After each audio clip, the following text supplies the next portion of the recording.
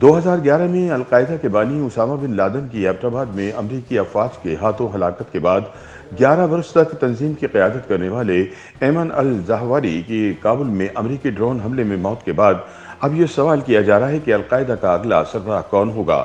بین الاقوامی media reports کے مطابق مصری سرجن ڈاکٹر ایمن الزہواری کی ہلاکت کے بعد القاعدہ کی باغ ڈور سنبھالنے کے لیے ایمن الزہواری کے آخری زندہ جانشین سیف العدل کا نام سامنے آ رہا ہے، کیونکہ القاعدہ رہنماؤں کی اکثریت ایمن الزہواری کی طرح مختلف حملوں میں جانیں گنوا چکی ہے۔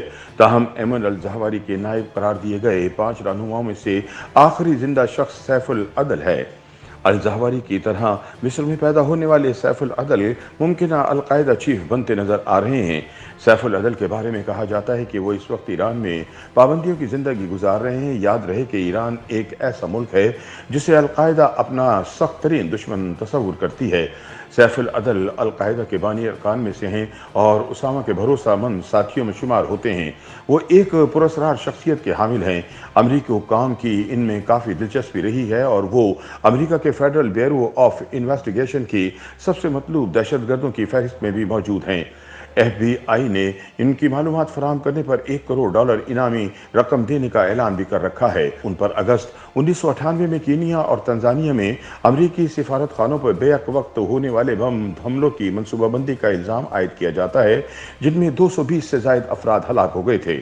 القاعدہ میں شمولیت سے پہلے ان کی زندگی کے بارے میں کچھ زیادہ معلومات نہیں ہیں۔ ایف بی آئی کے مطابق سیف العدل 11 اپریل 1963 کو پیدا ہوئے تھے۔ یوں ان کی عمر تقریباً 60 برس بنتی ہے۔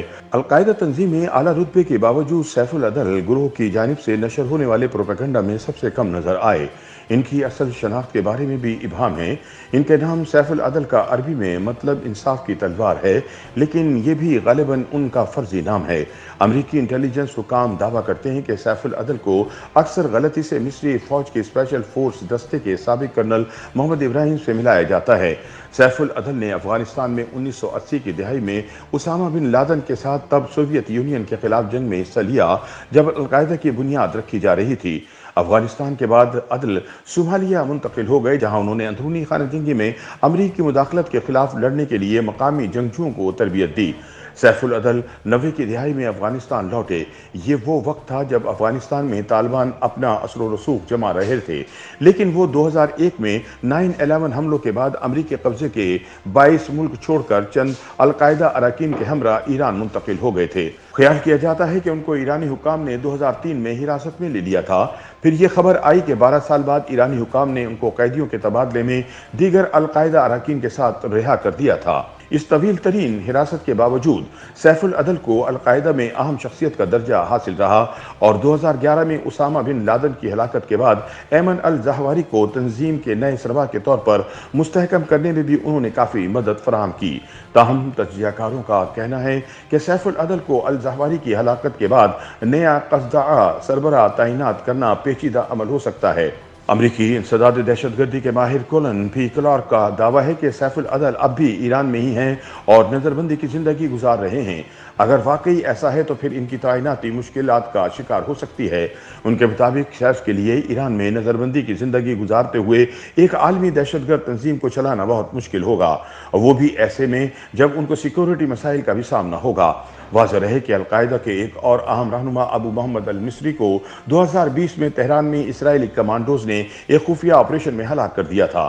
سیکیورٹی امور کے ماہرین کا کہنا ہے کہ القاعدہ کی سربراہی کے لیے امیدواروں کی کوئی لمبی چوڑی فہرست نہیں، کیونکہ بہت سے اہم اور سینئر رہنما بھی الزہواری کی طرح مارے جا چکے ہیں۔